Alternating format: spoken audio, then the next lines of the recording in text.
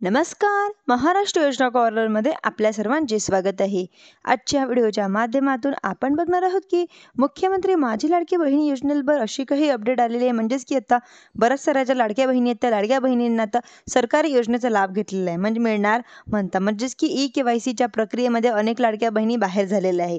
परंतु आता म्हणजेच की कशामुळे व का बरं, संपूर्ण माहिती आपण आजच्या व्हिडिओमध्ये जाणून घेणार आहोत.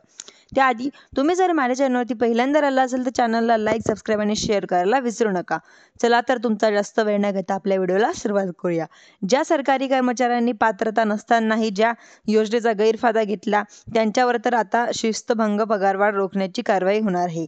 म्हणजेच की आता लाडकी बहीण योजनेचा गैरफायदा, योजनेचा लाभ घेणाऱ्या सरकारी कर्मचाऱ्यांवर कारवाईचा बडगा जमा म्हणजेच प्रत्येक हप्त्याची होणार वसुली.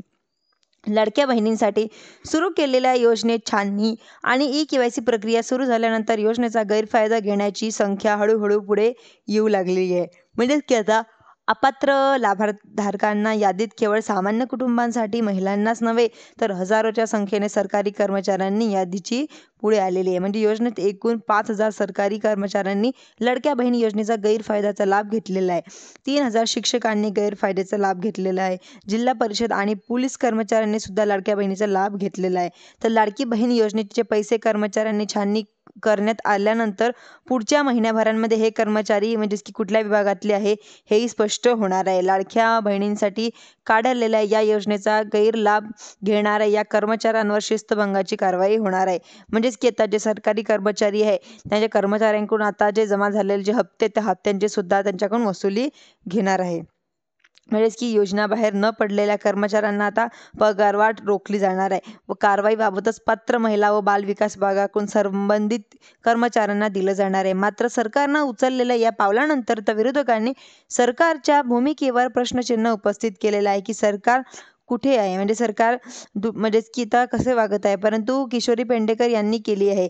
परंतु कारवाई का करताय तेव्हा म्हणजे स्पष्टपणे सांगितण्यात आले आहे की सरसकट याचा अर्थ होतो की जे मतदान देणार आहे त्यांनी भरलेला आहे. म्हणजेच की आता सरसकट त्यांच्या खर्चांवर बसलेला. तेव्हा तुम्हाला म्हणजे अशा बरेच सारे अफवा यांच्यामध्ये पसरवले जाते की लाडकी बहीण योजना सरकारनं स्वतः दुर्लक्ष करून ही योजना राबवली. योजना मंजूर करणारे अधिकारी जबाबदार आहे.